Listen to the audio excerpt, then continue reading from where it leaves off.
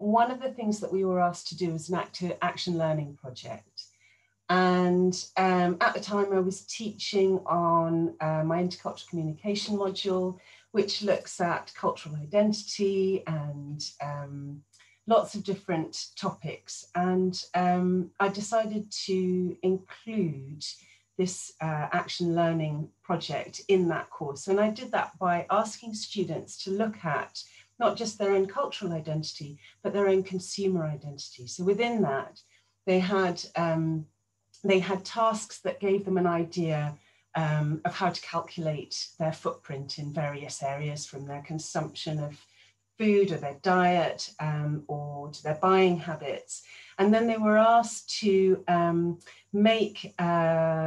they were asked to work in groups and talk about which areas of their personal consumption they felt were positive towards the environment and which ones were less positive. And then as a final part, this was actually made into an assignment. As the final part of the assignment, they were asked to evaluate if there are any areas that might consider changing as a result of their reflections on their consumer identity.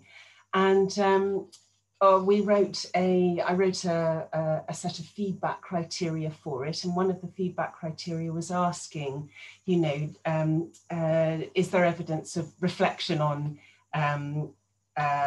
the effects of your consumption on the environment? And I think one of the transformative moments for me was 3 members of staff in a moderation session talking about, yes, but I don't think this evidence is real engagement with their impact on the environment. I mean, I think it's just cursory.